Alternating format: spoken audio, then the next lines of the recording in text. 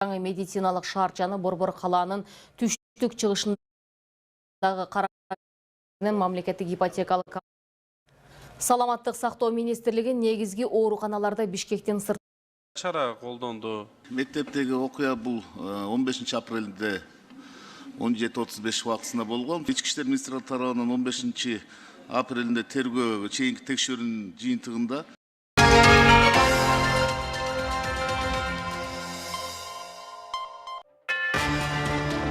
Куланак ГЭСи ишке кирсе, жылына 450 миллион киловатт-саат электр энергиясын пенсиялардын өлчөмүн пенсионерлердин жашоо минимумунан кем эмес болуш.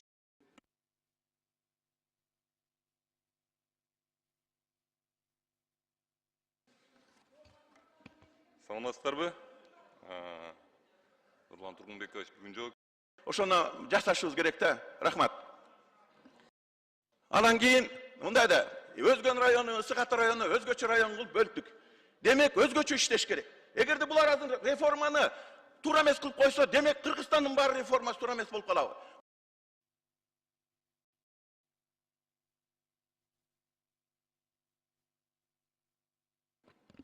Макул 57, каршы жок, баары 57, каталды 70, күн тартиби толугу менен кабыл. Комитетте кворум бар. Аталган мыйзам долбоорун суроо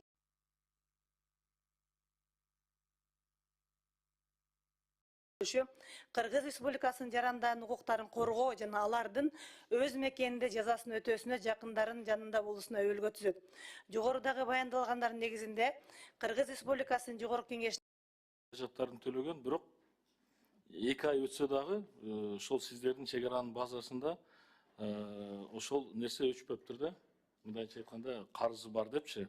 Андан кийин ал Шопоков чакан долбоору, Талас чакан долбоору 2 фаза, Кемин чакан долбоору боюнча кредиттик макулдашууну жана Кыргыз Республикасы менен Европа реконструкциялоо жана өнүктүрүү банкынын ортосундагы Кыргыз